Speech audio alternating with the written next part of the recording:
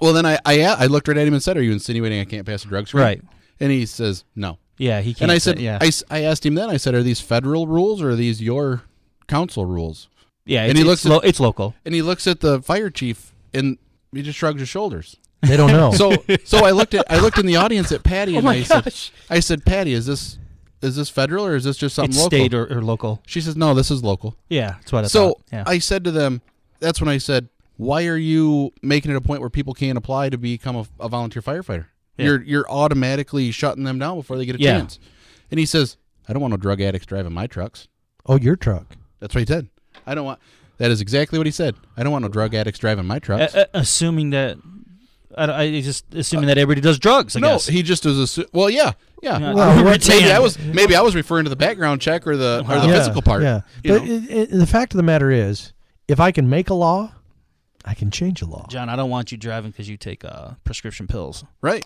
I do too. I wouldn't have cared if they were on prescription pills putting water on my house, I promise you. Yeah. It wouldn't have mattered to me what they Yeah, were at that doing point in time, put my house out. I don't care if you're a drug addict. And that kind of a fire, and like I explained to him in their meeting, I said, it doesn't matter what the situation is. There was nobody going in that house. That house was already fully involved. There was nobody going in it. I don't know. If you got a drug addict, he might have. Well, I don't know if a dude smoked pot the day beforehand. I mean, he can't perform his job the following day? Yeah. Well, what are they going to do? What are they going to do when they legalize marijuana? Yeah. Nobody's going to be able to do nothing. Yeah. Well, they're going to have a lot of drug people driving their trucks. Yeah. Oh my goodness. Oh. Lions and tigers and bears. Oh my. I'd rather have 1,000 guys smoking weed driving my truck than I would. We all know this. This is it's a silly discussion. Okay, so. All right, so now what? Then that's when they went to their attorney, and he was telling them that they needed more money and everything else. And then they go into their budget numbers. They've got over $500,000 in their accounts. There's no issues there. And, well, let's back up again. I recommended to them to try to create like an Explorer program with the school. Let's get some of these kids out of trouble and get them interested in maybe being a firefighter while they're in school. That'd be cool. That'd be different. But that would go against the elitist plan. Well, it's like recruiting. Yeah. Well, the Army comes into the school. Why can't they have the fire department? Yeah, it's okay. How are you going to keep all those beds at the jail full? right? It's a conflict of interest with the sheriff's department. Yeah. Well, how do we get the people to pay more money for a bigger jail? I don't know if you follow the news too much, but Dallas Russell's wife is the one that just went to jail for aggravated assault for fighting in the school gymnasium during a basketball game. So oh, that's rich. What happened? His wife got in a fight with their son's. She's one of those YouTubers where they fight with the kids. Yeah, the son's girlfriend or at an event. Oh my lord! Yeah, and they were like duking it out, pulling hair. Oh, it was well beyond pulling hair. Really? Yeah. So I love watching National Geographic. National Geographic's got good cat fights. Oh yeah, huh? yeah. But yeah, so here's the family that's running the fire department that the 2-man crew, I'll call them, because yeah. I don't want people beating up on their girlfriends running my city. Right. I don't want no drug addicts driving my trucks, but you can beat your son's girlfriend up all day long. Right. Just yeah. All right. So now what then? So then my presentation's pretty much over at that point. Okay. And their attorney walks up to me and he says, "That was a fantastic presentation, very powerful." Wait, Tim. Did anybody apologize? No. You didn't get an apology? No. So they didn't even follow their attorney's advice. No. But they paid for the advice, I'm sure. This is what I talk about a lot, too. John and I talk about the pride. Oh, yeah. These boards have. It goes before the fall. See, the thing is these boards are so high on the pride, people can learn to forgive. They will. They will forgive if they apologize. Like, sorry, Tim, we screwed up. We screwed up. And we're going to fix this, and this won't happen again. Problem is you got too many lawyers that tell you, the minute you do that, you set yourself for a lawsuit. Okay, wait a minute. You've already set yourself up for a lawsuit when you didn't show up. If they were to apologize up and sincerely apologized, do you think you would be still as mad as you are today? No. No. Your wife's shaking her head yes. Well, yeah. No, but deep in your heart that you could forgive. Right. Well, and especially if they said, "Look, we screwed up. We're sorry. What can we do to help clean up and get things?" Yeah, we'll make it right? That's what we're after. You can't replace the things that pictures and things that are gone forever, but it means a whole lot if my neighbors show up. I mean, we used to do that before, right? We used to have barn building. Yep. Yeah, people show up. People show up to help their neighbor. We don't do that anymore. Can you imagine if like the local government showed up to help? Man, oh my gosh! And not film it and put it on Facebook. Well, take pictures of it. Because the other thing is that's part of the hero status. We do that. They'd have to get gun control in place first because somebody'd be in trouble. So I mean, like, they didn't apologize. No, in fact, what they said was, "There's no way we can fix what's happened. Now all we can do is move forward." Well, that's true. Everybody knows that already, right? That goes without saying. No matter what you say to me. Pointing out the obvious? I'm not going to wake up tomorrow and the house is going to be rebuilt and life's going to be back to normal. Quantum physics might say so. I never like people that are purveyors of the obvious, right? Right. Even Jeff Fox, where he talks about that, he said he pulled in and he had a flat tire. Guy goes, "What do you got, a flat tire?" He says, "No, I was driving down the road. 3 of them blew right up." Right? Nobody likes purveyors of the obvious. Right. And it's almost like an insult to your intelligence at that point. Absolutely. Like, no kidding, really. Now if they would have said, "Hey, we're sorry this happened. We're going to work everything we can do to get it on track. Let's work. We're going to resolve this issue." My whole issue with this has not been to get an "I'm sorry." My whole issue with this has been to what can we do to rebuild this program and make sure this don't happen. I truly believe you when you say that. To a point, I think you really want them to say sorry. I would want them to say sorry too, but you want them to fix the problem too. Right. I'm not saying that. I'm just saying that. Let's be fair. They're not going to fix the problem until they can humble themselves to say, "I'm sorry." It will never be fixed until they apologize. That is the whole. That's the crux of the issue. It will never be fixed until they say sorry. Well, yeah, because you'll hold this grudge for 50 years until they say sorry. But this is our problem with local government. If you cannot humble yourself to say, "Look, I'm sorry, and there's a problem. Now we got to fix it." Any 12-step program is going to tell you first you have to admit there's a problem before you can fix it. I'm going to see if Will will say sorry about giving money for the airport apron when I have Will on the show. No, it's not a problem for him because the college wants the airport. So now what? So you had the meeting. All the fire department people showed up. There was like some arguments at the meeting for that too, weren't they? Not that one. This is another meeting. Yeah. Okay, let's go to the second meeting. So the second meeting is the township meeting. Mm-hmm. The township. This story starts. Was there cops there? Nope. No sheriffs. Were you put on the agenda? Did you call ahead to get put on the agenda? Because I noticed something that was odd. 2 months in a row earlier, I'd been put on the agenda, and the minute I started to speak, I was told that I had 5 minutes when Bruce Caswell was given 10 minutes and 2 seconds to talk. And I noticed when you got up, Fred Fowler never said one word to you about you only had 5 minutes. John, you got to add that 2 seconds onto it. Oh, that's right. Yeah, that 10 minutes, 2 seconds. That I went back and watched watched some of the things you've done recorded on there. Try, because we got no service on here. Yeah, they were pretty blurry, just so you know. Yeah. But that's on you. But I found that interesting that they told you that you only had 5 minutes because everybody told me they're going to limit my time. Well, see, that's part of the lawsuit, though, too, on the OMA. That's what they do. Because I am suing them on OMA. They're not supposed to do that. Well, and Bruce Caswell gets to get up there and he got up there and spoke about the dumbest stuff I've ever heard of, and non-meaning stuff that went on and on that didn't even mean hardly anything in that township. I don't believe. He does it every month. And then when I got up there, they didn't say a word about time or nothing, and it was funny because back in you had a real grievance, and that's probably why they probably had a heart at that moment. Well, they were scared. That's what I mean. And they are definitely scared because they've got a lot of stuff in writing that holds that. Well, Chapter 7. they're call out number 7. They are already under a lot of stress already from the Mark because they're getting case. recalled. Right. Plus, they know they're getting sued for OMA. Plus, every time we FOIA stuff, some of them run from us and jump in their cars and speed away because they won't be recorded. Did you see that, Tom? I didn't see that one. No. Yeah, that was hilarious. It just so happens I was over at the county building and walk in Marnie Cass's office, and it just so happens that the treasurer of Adams Township, or the clerk is there. And I just FOIA'd her. Oh, and I just Janoffy. Yeah, Janoffy. Well, I think first and foremost, let me tell you that personally, on a personal level, she's a very nice woman with me. She don't know how to keep records. Yeah, people are good. People are nice people. Nobody's 100% evil. Nobody's 100% good. Right. She's a good person to me, at least. Sure. All right. So I just so happens I'm walking to Marnie Cass's office to pick up some FOIA paperwork, and she's there in the office, and I just got done FOIAing her like a ton of work, and so in my mind, she's probably thinking I'm following her, but she's going through this is the first time she's ever gone through anything like this, doing all this stress and stuff. But so I come out of the room, and John was using the restroom or something like that. And I was like, "Hey, John, Michelle's in there." He's like, "Really?" And I'm like, "I'm gonna wait till she comes out." So I put my phone on the table. So we sat there and wait. We wait there for about 10 minutes, and then she comes out, and I had my phone recording on the table. and I was like, "Hey, Michelle, I got one question to ask you." And he said, "I know you're real busy, but I just got one quick question." Because my question was, why haven't you gone over Mark Nichols' house to look at the blight yet? Because she represents Mark. Mark voted for her or whatever. Like, their community voted for her in there, so she represents Mark. Whether Mark voted for her or not. Right. She represents him. She represents him. So she needs to be fair for everyone. Only Fred Fowler has looked at his blight. None of those other members have physically gone over to his house. And incidentally, the only reason why Fred Fowler's done that is because he lives right next door. Yeah.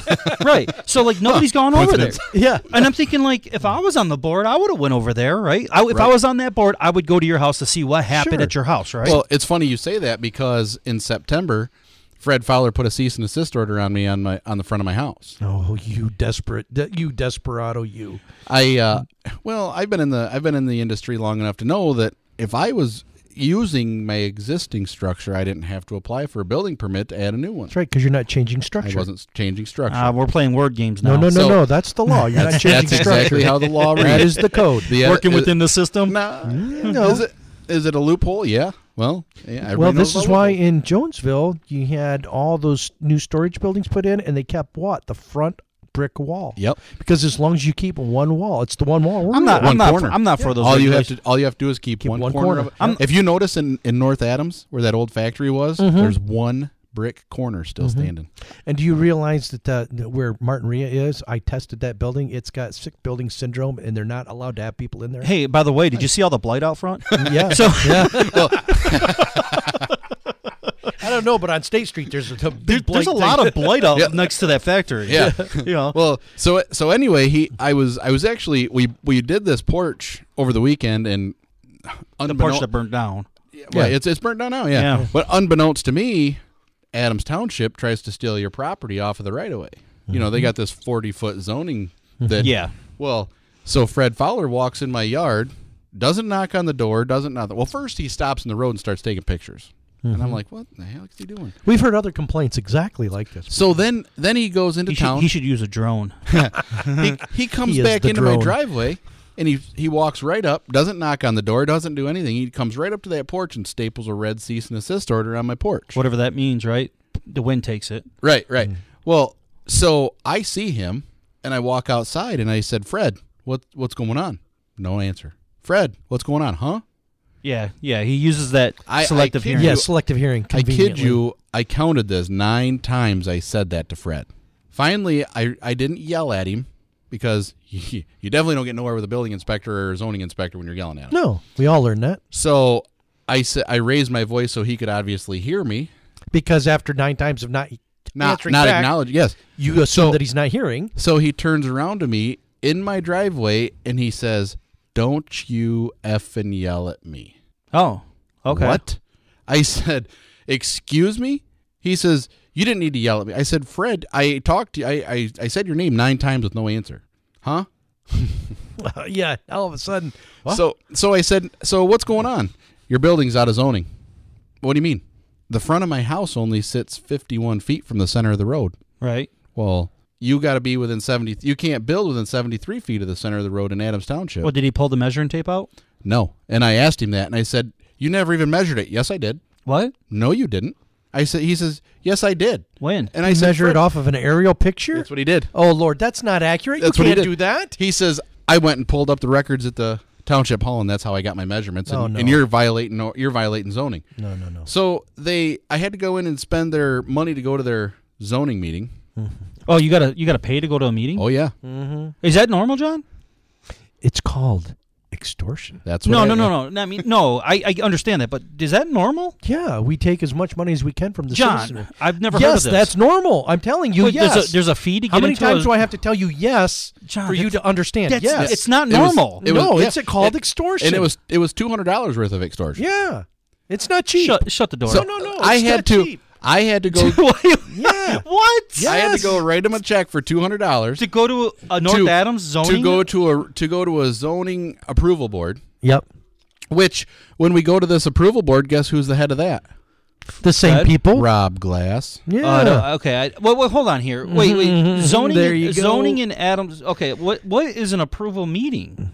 I mean, we definitely digressed off the fire thing. Well, but that's when you go to no. This is all part of the same. This is still part of stealing, right? Wait. They have zoning administration meetings, right? Is that what this is? Yep. Well, no. This is an administration meeting, but what he's doing is he's paying them $200 to go there to ask them for a variance. For them to go.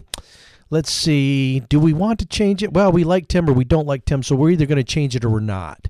I'm confused. All right, because you look confused. Yeah, I am confused because zoning is positioned by those people are appointed, right? Well, I believe they're in a point. I believe that's. They're all appointed positions. Let's be fair here. When I have a monopoly on force, right, I can request and require that people pay money to come before a board to get a decision for them to do what they want on the property they've paid for. Listen, I know we're dealing with reality. Yeah. Hold on a second here. Let's slow it down so I can understand, because I'm an average Joe, right?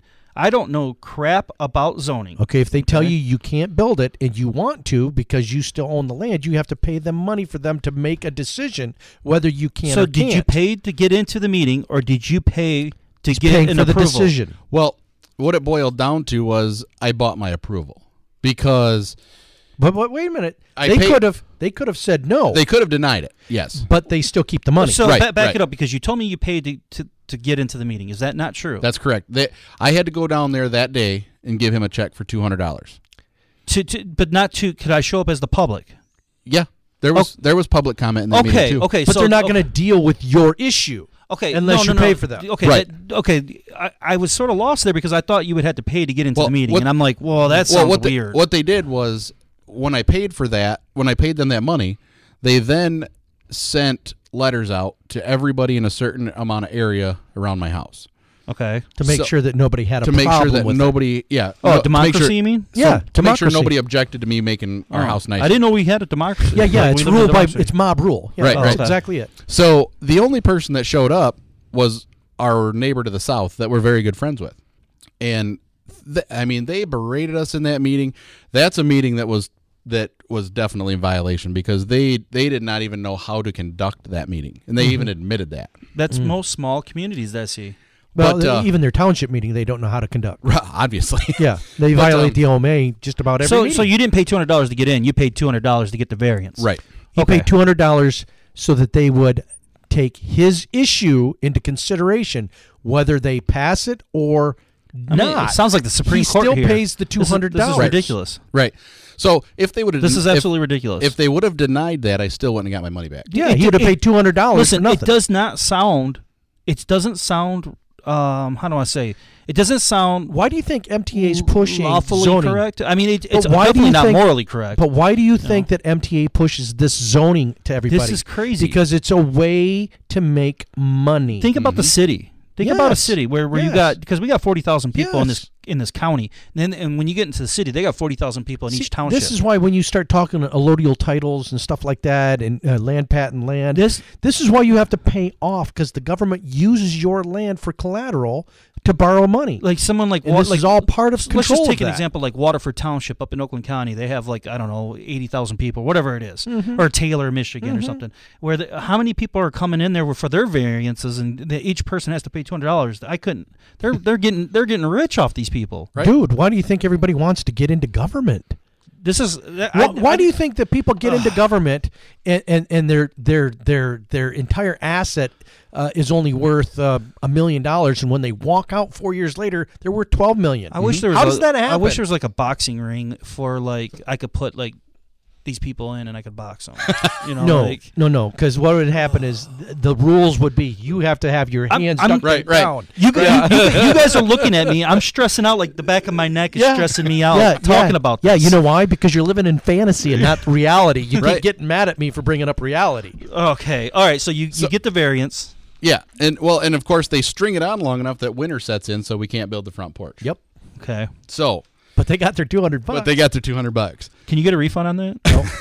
Should be able to. Well, I do have 1 year I could rebuild my house that close to the road just to make them mad. Yeah.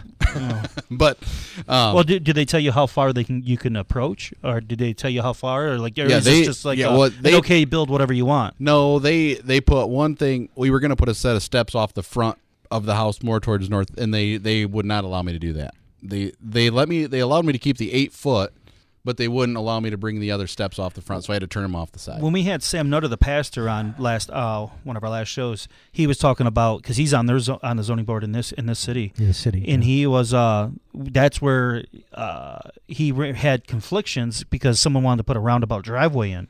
And he thought maybe he was encroaching on their civil liberties by not allowing him to put this roundabout driveway. So this is well, he really didn't have confliction, because then another time there was a guy that wanted to do something, and he said, "Oh no, I don't want him to do that." Yeah, he didn't like the way it looked. Well, then buy his property. What does it mean? Yeah. Then buy his property and do what you want on it. He had an opinion on how ugly it was, or something like whatever that was. So he really had no confliction. well, maybe for that moment. Right? Well, yeah. Okay, my feelings were hurt for 10 seconds. Now I'm over it. Let's go back to the fire situation, because this is really why you were on the show, to air your grievance. So you're at the town hall meeting for Adams Township now. Correct. And a lot of people showed up. The fire departments again showed up. It was about 50, 60 John, people. you were there, right? Yeah, I was there. You said that there was some arguments. Yeah, I felt like I was in church. I had sat all the way in the back pew. This is where 911 dispatch kind of can step in here, right? Oh yeah, there was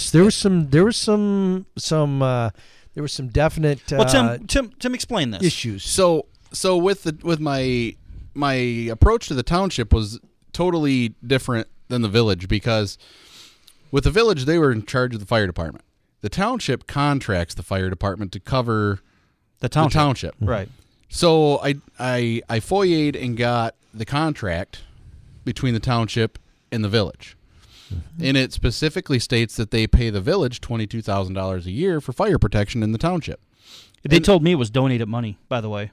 Well, that's, and I know it's contract. I just can't believe the lingo, the language they're using. Well, the lingo in that contract will definitely blow your mind. But, actually, it's a pretty standard contract. It is. So I'm reading this contract, and call out number 7 specifically states from the village to the township that if the village fails to respond to a structure fire, which causes a loss or hardship to a resident, the township is to be insured under their liability insurance. May be insured, right? The Chapter 7 is a standard hold harmless clause in the contract. So Clause 7 is a hold harmless. Okay. So they're saying you're contracting with us to do this. If there's any problems, if anything happens because of this contract, we want you to hold us harmless, which means you need to insure yourself. But may to have hold insurance. us They harmless. don't have to have insurance. Right. They don't have to have insurance. No, they can do what they want. Right. Yeah. It says may have insurance. Yeah, it's not required of them like it is of us. Right. Right. Yeah. Okay. Yeah, they get to opt out of it. Yeah. So don't we all should be It's able good to be king. So my approach to them was, why are you contracting a fire department that don't exist? Basically, That's what I was wondering. Yeah. You know, I said that on the phone to you. Why Like, are you going to give them $22,000 a year and they're not doing anything? Right. Well, they didn't say no. No. Why are they stealing $22,000? There you go. Yeah. Right. And donating it generously. Yeah. With a contract. With a contract. So nobody on the board seemed to be aware of what that contract said. Well, even Pat Williams herself said, "Well, we never read that thing. We just change how much That's year to year." because we were there and they didn't read it. Right. I filmed that. And she said, well, I've been here for 41 years, and that's been the same contract we've signed every 2 years. Yeah. Yeah. We don't read And that. I said, what did you do in the past? You're the first person. Oh, great. Well, and one thing that came out was, well, this is the only fire we've had in 3 years. Yeah. Okay, so, this would be different if this was the first house they'd lost in 100. Right. That's 1%. But they're not at 1%. They're at 100%. Right. Because the only one house that burnt in 3 years, They lost. Think about all the tax money that's been stolen for 3 years. From forever. everybody. Forever. Yeah. Wow, let's just go by the 3 years. Well, yeah. I mean, if you just want to go off odds, all the insurance rates should be like hella low in Adams Township because there's no fires. Yeah. Well, not only that, 100. No, because the only fire they're 100% ineffective, and so the insurance rate should triple. Well, now I'm saying beforehand there should have been no insurance. Right. Well, like, $10 a month. Yeah, you know, that's like right. My fire insurance should have been $10 a month because there hasn't been a fire ever, right? Mm-hmm. So that was my approach there, and then that was the excuse I kept getting. Well, and I thought it was real odd. There was only 4 signatures on that whole contract, which, on a board, you would think they would all have to agree. Michelle walked out of the room, maybe, or wasn't it? Well, no. On those contracts, the ones that are filed, they only have to have the supervisor and clerk's signature, which is what was on there. Yeah. However, in the minutes, they don't show anything about ever and agreeing to sign that contract. And that's an OMA violation. In that, whenever they do a contract like that, they have to have the yeas and nays. Yeah, the resolution. Yeah, they have to have the yeas and nays. I should have that, right? Yeah, it's I FOIA'd that. And I've got it too. I FOIA'd it too, and it's not in there. It's not there. Really? So that is an OMA violation. I started 14 years ago. I'm not caught up to date. Well, one thing I will tell you right now is Michelle is very generous about FOIAs and I, because I FOIA'd all of the records from the meetings, and I had them within 3 hours. She's working hard. Well, she'd already pulled them up for him. She's already seasoned now. Yeah, she knows the OMA. She knows the FOIA now, word for word. She had to go see Marnie for advice because of this. Wow. Yeah, now they're going to be learning about the OMAs. Well, in federal court. So that in circuit court. That was pretty much my only attack on the township. Is I want to know why you're going to continue to contract a fire department that obviously has just admitted to you that's right that they don't have anybody to put a fire out. Mm-hmm. Right. So the township continues to put all of the township residents in harm because at risk. They openly admitted in that meeting that they're not changing their contract. Well, they're going to continue to pay the village $22,000. Well, technically, they're not putting their citizens at harm. At risk. Well, they're putting their taxpayers at risk. No. I pay. How is that? Well, because I pay taxes to Adams Township, and they're giving my tax. No, that's just straight up stealing. There's not risk. They're stealing from you. Right? So they're stealing from me with risk. What they're saying is, it's no different than if the mob comes into my business and says, "Hey, if you pay us $50 in fire insurance, your place won't catch fire." Right? Mm-hmm. Well, if I pay them $50 in fire insurance, my place does catch fire. Well, that's not true because we got. I'm a risk. Because I'm at risk. We got Obama Fire Service, right? Because Moscow's coming out, right? Right. So you're okay. So my point at that meeting was let's put Moscow, the primary fire department in Adams Township. Well, North Adams is rebuilding, and I even said in that meeting, don't drop North Adams flat on their face. Let's help them rebuild. Let's do what we got to do. And they admitted in that meeting it takes 1 year to get a certified trained firefighter to be able to be on the so from 1 year from the time they get enough people to start having a fire class, they don't have anybody to come to a fire. But in that meeting also though, Patty brought up the fact that at one time Moscow was in the same condition and she rebuild it. So why don't they listen to her since she has a track record of being able to rebuild a department? It's that pride thing. Right. Yeah, it's exactly it. And what did she also say? When they were in their rebuild stage, North Adams came to them and said, yeah, we'll cover you. Well, and tried to take their territory away and do the same thing that I just read. And I hadn't even talked to Patty about that. Yeah. And she said to me, she said, you took the words right out of my mouth because they just did the same thing. Yeah. And now North Adams is failing, but they don't want to let Moscow come in. Yeah. Did they need all that regulation in 1910 when they were putting out fires? No, they had buckets and ladders. They didn't have regulatory law then. Okay. So they still were under the Constitution. And it's all about that insurance and liability. That's really what it comes down to. Well, right? Insurance was created by the same people that created the de facto central bank that we're under. Oh, so just so we know. You conspiracy theorist. No, yes, I know. We're terrible. Oh, my gosh. Right. So let me arrange my tinfoil All right, so hat. this is what I'm thinking. First off, I don't think the township's putting anybody at risk because you got Obama Fire Service that will come from everywhere else, like you did get. But the problem was 911 dispatch didn't get it out in time, right? Well, yeah, and in that meeting, now Central Dispatch came to both meetings. Right. They were at both. Yeah, they should be. Guns a-blazing. Yeah. And I hadn't even dreamt at that point of attacking Central Dispatch on this yet.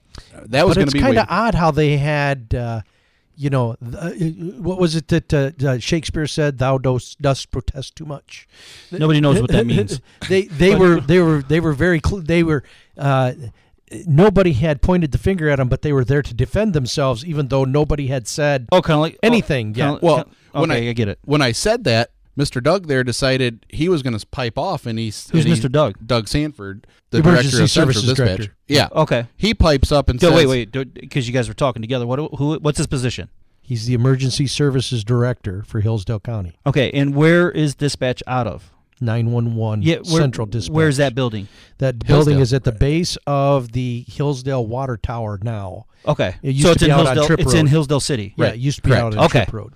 Correct. Just so if anybody wants to research it or no. Yeah, yeah. Well, if you research it on Google, they haven't changed it yet. Yeah, they haven't. It still shows it out there. Oh, okay. By the old animal shelter. Yeah. So, Okay. but so good to know. Thanks. So I told the board, I said, I haven't even went after 911 yet, but they're next. Right. And he says, well, we're here now. Why don't you start? Oh yeah. That was his response. Come on, big boy, bring it on. No, that was I knocked the chip off my shoulder. Yeah, go ahead and do it with all these people around. Yeah.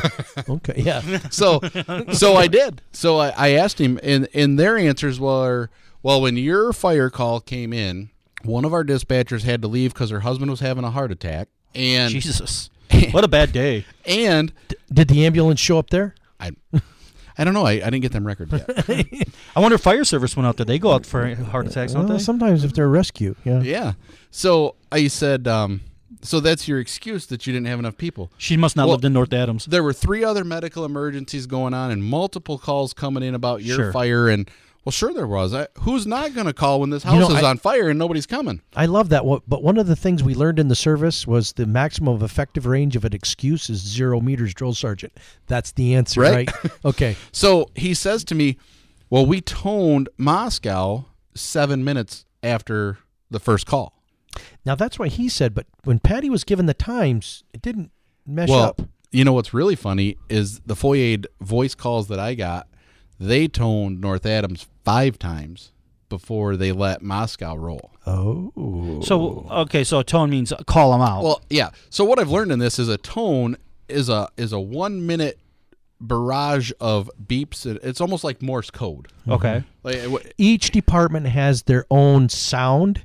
Anybody that grew up watching Emergency 51 on TV Jesus, with Nick at Night. Yeah. It's kind of. Let's go back. Let's go back to the 30s here. Hey, that's why I became an EMT. But anyway, but yeah, that you hear the fire tones, all those tones. They do that so that each department, when a call goes out, everybody hears that there's a fire, and so everybody kind of pays attention. But only the ones that tone was their tone rolls. Right. Everybody else is kind of on standby because they know that there's a fire going on. Right. And nobody can leave their station until they are toned out. They have to be.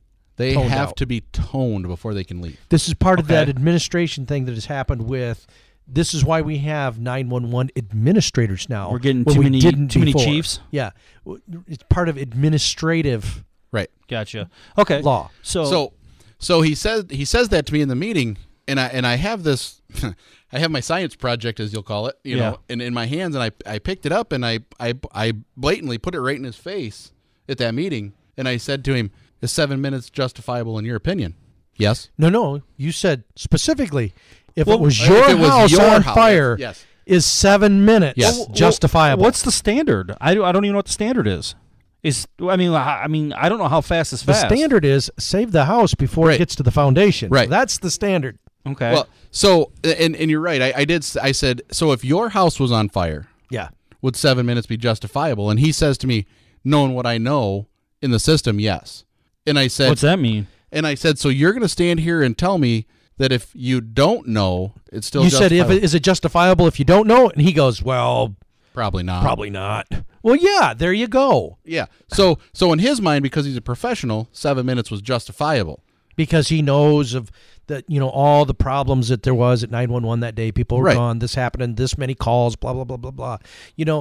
Rod Hassinger tried to do the same thing to my daughter when she had her car maliciously destroyed. He argued it away and let it go because he said, well, your car's not worth $1,000. And she said, well, what if it was your car? Same thing. Could be worth $10,000 to me. I know what I know, so it's fine. It's worth $1 million to me. Yeah, right. Yeah, that's exactly it. That's so that led into the barrage from Patty to Central Dispatch, because Patty did the legwork per Central Dispatch to get the contract signed between her and North Adams for mutual aid. Well, she even said that. She said, look, we wanted to do this, but 911 required that we have this paperwork filled out.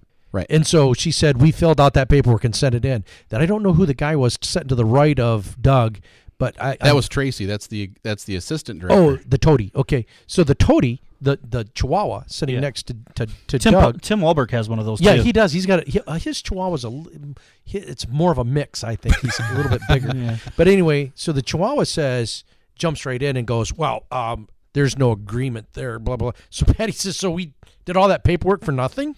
Are you saying we don't have an agreement? Well, they had the paper. They had the contract there, and that's when Tracy said, well, just because you guys have that contract, we don't have to honor that. Yeah. 911 doesn't have to honor it? Right. And so Patty said, so we did all that paperwork for nothing? Because Patty said we should be toned out. We wanted to be toned out, auto-toned with North Adams. So anytime North Adams has a fire, Moscow is auto-toned with it. It sounds like there's a confliction between dispatch and the fire department. No, now. it sounds like the Alan Haig syndrome. I'm in charge here. Right. I'm in charge. No, I'm in charge here. No, I'm in charge. No, I'm in charge when it's here. supposed to just be a team. Right. Yeah. Right. It's always a team until fingers start pointing. Well, until ribbons are being handed out, right? Then everybody wants to be the first one to get it pinned on the chest. Hand that cake out to the kid. Yeah, that's exactly it. Well, then one of or drink the lemonade with a picture. Yeah. Then one of the North Adams firefighters, probably one that was, I would assume by his build, was probably one of the ones that was on light duty because he had a lot of time to plump up. Okay. But he was fishing. He definitely didn't meet the physical requirements at this point. But he pipes up and he says, that means he's not in school. Right. He pipes up and he says, we're volunteers. You get what you, or he says, we're volunteers and that's what you get. Really? So I put my science project in his face and I said, I can only imagine what I would say. And I said, no, this is what I'm a hero, dang it. Didn't you see the planes go into the buildings in 9/11? Right. Yeah. So, he's riding the shirt tails. How offensive, like some of these people, what they say. It's so offensive, it's ridiculous. Well, then the village. Well, the thing is, are you volunteering for the ribbon or are you volunteering for the right reasons? Well, right? and that's what it comes down to. That was my comment is you don't volunteer for money.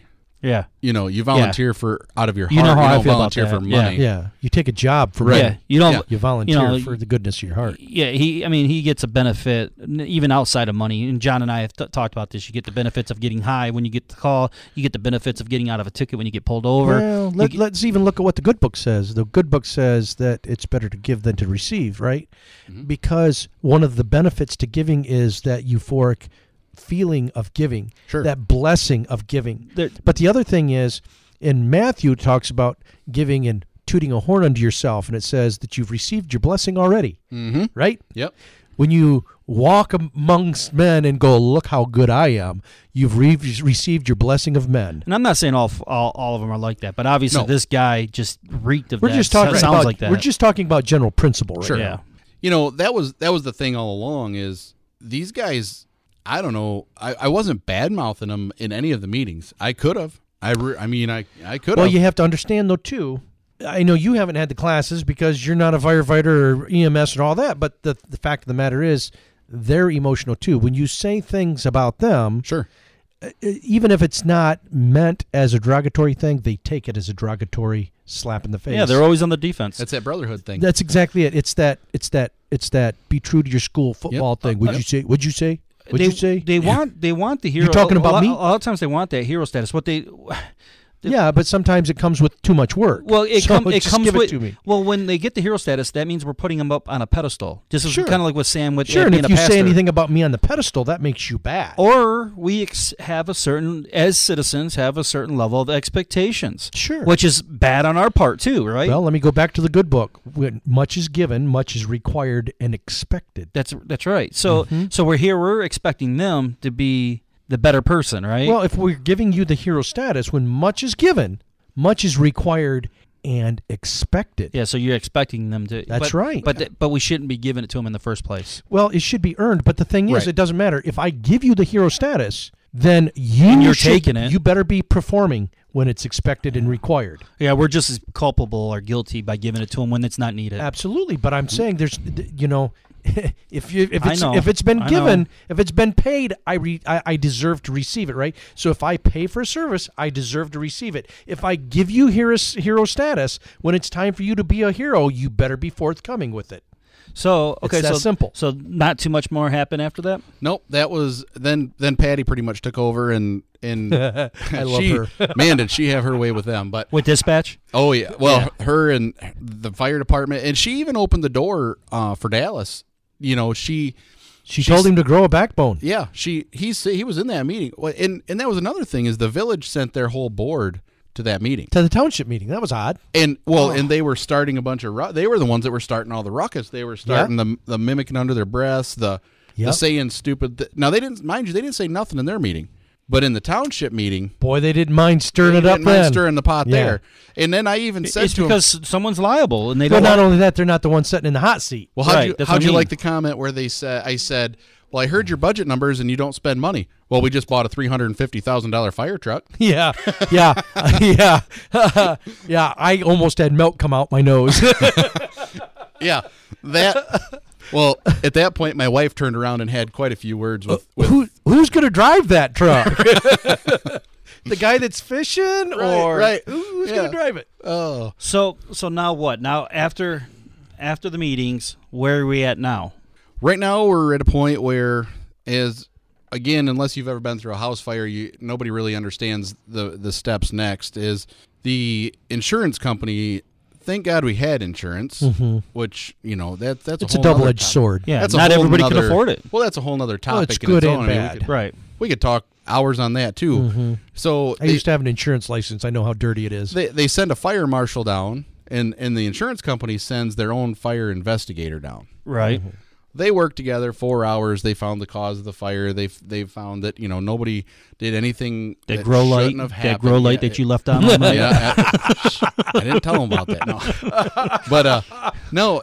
So now it's this investigation game into us of what kind of people we are, and first you are the bad people, right? So now you're guilty until proven innocent. Let me check your Facebook page. So, once you're proven innocent, then we'll go ahead. We need your phone records, and we need the phone numbers of everybody you've talked to, and where were you, and what were you doing, and it was you know how John and I would handle that. Well, and they scare you into this. Yeah. Well, so the first thing they do when I call and file the claim on the house fire was anybody hurt? Or was anybody in the house? Right. No. Right. Okay, there's going to be these people coming around. We call them fire chasers. Stay away from them. Okay. And the third thing they said was, is everybody okay and do you have a place to live?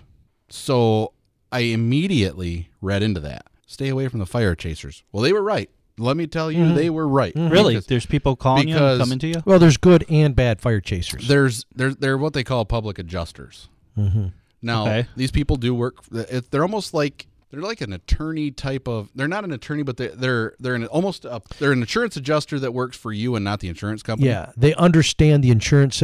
I've got to clarify. In our business, we do a little bit of it. The problem is for building. The difference is we wait for people to come to us. We never go to them. Right.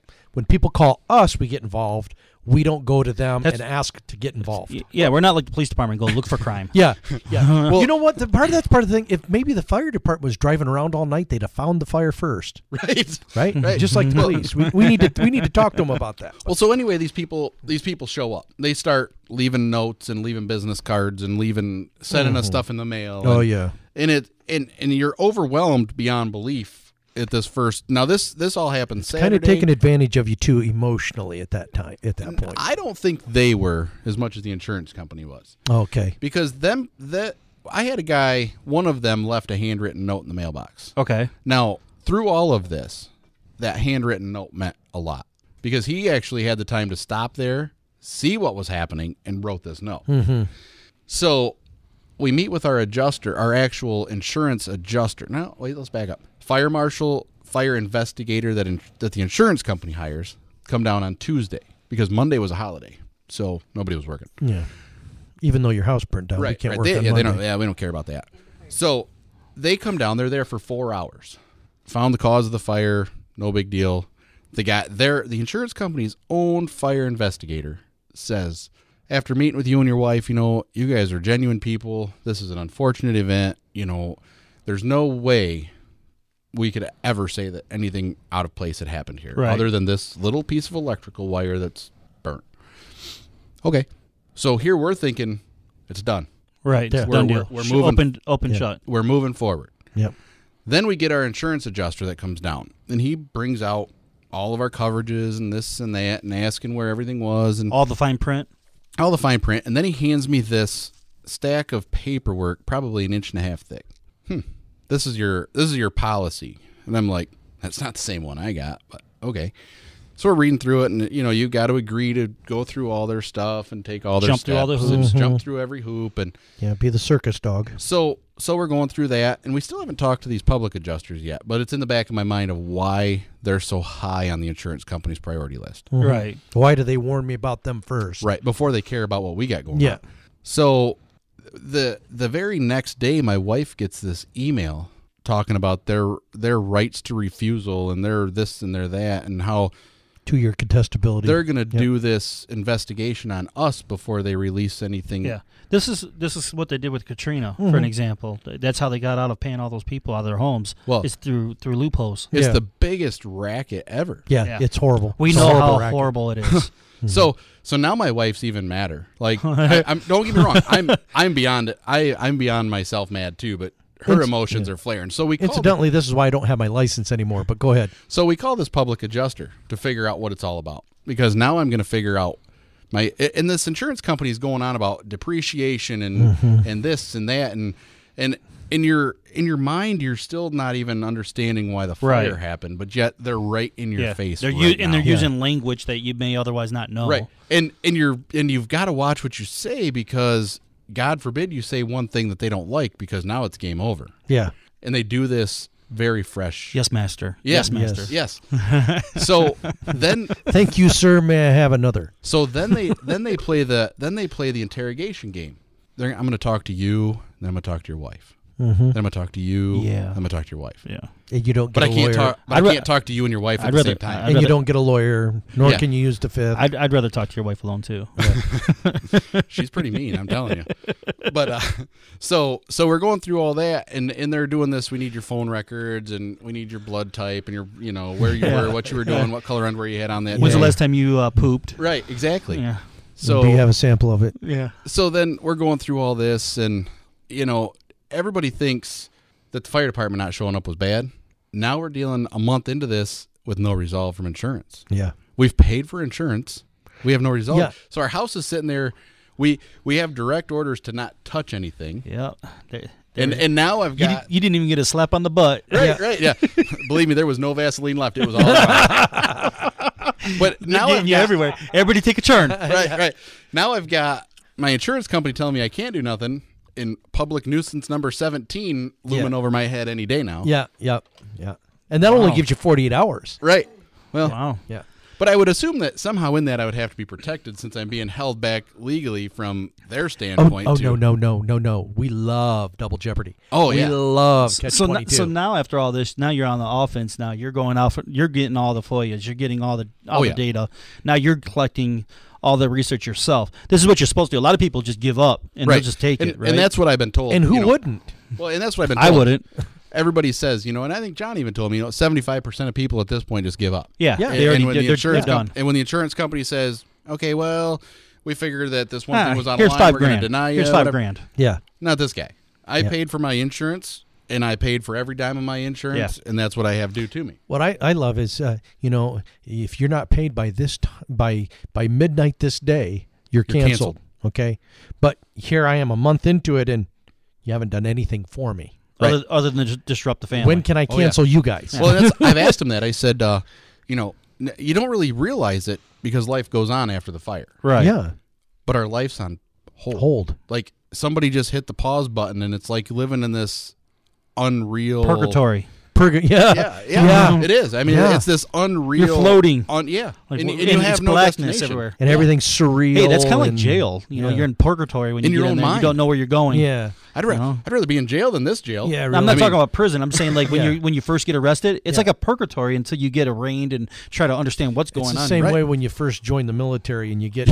And trust me, when they come on the reception station, when they come on the bus, and when the bus pulls up and you see everybody, you're like, oh my gosh, what did I do? Oh my gosh, and I volunteered. Oh my gosh, what did I do? Yeah, you volunteered to pay those taxes, didn't you? Yeah. I like that when I joined the Navy. You get 15 seconds to call your mom and tell her you're still alive. And tell her you're having a good time. Yeah. Let me tell you, that 15-second phone call is all you bawling because you're scared to death. Well, I got in trouble one time because we always had to have them the first day. They had to send a letter back, and we were short on time. So I said, get out a piece of paper and a pen. Right, dear whoever you're... Yeah, mom. I'm doing good, had a good time, sign it. So he did. Well, they turned it in. The captain comes to me and he goes, we had a complaint. I'm like, oh my gosh. Yeah. See, I'm not scared of those drill sergeants. I whip all of them. Yeah. Oh, sorry, John. Yeah. But all right. Well, we're able to. Obviously, we don't have a conclusion, right? Right. So we don't know what's going to happen at this point. Obviously, you now that you know what you know now, that you're being more proactive in the community. You're going to get out politically more. You're going to be participating more. You're going to do more things for your family and for everybody else. Even with the recall of the Adams Township board, I know you disagree with Mark Nichols, for an example, but that doesn't stop you from getting out and actually. Now you could hold Mark Nichols if he runs. Let's just say he wins. I don't know if he will or not, but you could hold his feet to the fire just like you would Fred Fowler's. Absolutely. Now you sort of know. In talking with Rutan and I, you obviously didn't know who we were. Right. Now you can come to us for any type of if you need help with anything or if you want to learn more about the Constitution and what's constitutionally sound. We had conversations about volunteer firefighters. I think we need to come up with more ideas on how to get these things paid for, because I don't think the people of Adams Township should be paying $22,000 to North Adams, the village, if they're already going to get the service through Patty anyways over in Moscow. So I think it's ridiculous that they're just pouring money to. Well, not 22,000. Or whatever it is. I think it was 2,200, wasn't it? No, it was 22,000. Yes. Oh, I set corrected, and I'm sickened. Yeah. So I mean, it's just ridiculous that can we have these fight like you were saying about building up the North Adams Village fire department? Is there a way to build that up without stealing it from the people? Absolutely. Sure. Yeah, I think there is ways of doing it. Well, we've talked about this before. Benjamin Franklin said, and this is a true principle. Benjamin Franklin said, when we gave money to the king, it was rare that they didn't give us money back because we had given too much. But when the king required it of us, when they started to tax us, we could never give enough. And this is a true principle. If they would, through this direct democracy, if they would stop stealing from us, people would give their money to good causes where it needs to be given. But a big problem with that, we're already being stolen from through the federal income tax. We're already being stolen from through property tax. So it's hard to additionally donate money without having the feeling that you're already being taxed. Well, when 67% of everything you make a year is going out in taxes, and people go, oh, where do you get that number? It's very simple. You can do it. A car starts out with them mining the iron ore, right? Mm-hmm. You're paying taxes on the fuel that they're doing. You're paying taxes on the tires that they do. Those companies don't just pay for that because they're good people. Right. They pass it on to whoever's buying that iron ore. It seems like in order to change society as a whole, it's like you got to do it all at one time. Stop stealing all at once. It's the necessary evil. Right, I know. It's just like slavery was. When Thomas Jefferson said, it's such a tough thing all to deal with. are created equal. They had in the Constitution for this slavery to be over by 1808. The problem is because they saw it as a necessary evil. It's part of what the economy was based on. The economy was based on a slave-based economy. But they knew they couldn't you can't just turn an economy on and off like a switch. They knew they had to take some time to convert it over. Sure. But by the time they got ready to convert it over, the faction of man, the sinful nature of man, saw it as a necessary good. Mm-hmm. And so that took us to a bloody civil war. So it's not something that we can just switch over. Yeah, that's what fire departments are. They're necessary good, right? That's right. Or necessary the evil. Tax is necessary. The tax is necessary evil to pay for something that is a good. But what we have to do is we have to pay for it differently. Yeah. And if our founding fathers could do it before we had land tax, there's no reason why we can't do it today. So the goal is actually to come up with an idea on how do we develop or get North Adams a sufficient fire department, which I don't even know what that term even means. Right. To get some people working there, so when there is a fire 3 minutes down the road, that they can go put it out. How can we build that up? Well, do we really want it though? That's another thing, right? Do we really want? Do the people in charge really want it? Well, do we need it? Well, I think we need it, but the people in charge, do they really want it? Well, the fire department is there to save property, right? Save lives and property. Right? Is that what? And we have one house fire in 3 years or ever. Is it something that's we're spending $22,000, $30,000, $50,000, whatever it is. every single year? I don't know. I think we can ask Tim. Tim, when you have a house fire, is it something that you want somebody to come out and put the fire out before it burns to the ground? Yep. Okay. Okay, so there you go. Well, there you go. I think we have have to start knocking doors. I think we have to go to the person that has lived Sure. that. You gotta. I'm not saying I'm not saying they don't need it. I'm not you gotta saying live that. in another man's shoes. I'm just trying to pull up. But what both I'm sides saying here. is there a way to do it? Yes, there is. But do they really want it? When we have so few people showing up to even run for offices, when we have so few people even showing up for township meetings, when we have so few people even showing up for school board meetings, but haven't we promoted that? Haven't we've created a system to make people not get involved for a reason, right? Because it's my kingdom. Just like we made the system for rich people not to donate because Absolutely. they're being taxed already. Absolutely. So like a multimillionaire that lives in North Adams, which there's going to be one or two there, they're not going to participate anymore because they're already being taxed. Well, I went to the gas station the other day. They said, "Do you want to donate $1 for the hungry?" Yeah, but for the I kids. said, "Wait a minute, I already did." Last April 15th, they took quite a few of my dollars for that very reason. Yeah, I don't donate to any of that. That it's funny you mentioned that gas station because I took flyers into that gas station to bring awareness of this township meeting and get the citizens involved. They wouldn't let me put them in there. Oh no. Well, no, because we don't want that. But that's controversy. They'll solicit me at the counter and make me try to buy these stupid. Right, but that's shamrocks. controversy. We The can't clovers? have controversy. Buy this clover and put your name on Because it. they're You're a collecting hero. 50% of that revenue. Well, That's why. and this is part of the thing. When I ran around running for sheriff, I was talking to people. They go, "Oh, there's no problem in this county." I said, "Okay, well, can I just put a sign out front?" Well, we don't want that. Why? Well, because if you don't get it and somebody else does, we don't want them hassling our customers. Well, isn't that a problem? that is a problem. well, gentlemen, we're approaching on 2 hours here, so let's go ahead and wrap we've this gone up. too far. So, is there anything else, John, offhand that we missed, or did you think that we missed? The Constitution, we miss that all the time. Yeah. What about you, Tim? No, I think we covered it all. Okay, I appreciate it. we want you to come back on once you get a conclusion. Sure. You know, so we can figure out keep more. us informed of what's going on. Well, Absolutely. obviously, we're going out to North Adams quite a bit. We'll be there quite a bit too. We're already on the agenda for this next month too. Oh, okay. Well, So, but things are going to change. I mean, North Adams, we're helping right now, but what was the underdog thing? Wherever there's wherever there's evil man, afoot. he always referenced these like 100-year-old stuff. You know, like, 100-year-old, 50-year-old. Come on. So, all right. You try to hurt my feelings every podcast. All right, everybody. God bless, and thank you for listening to the show. Read your Constitution.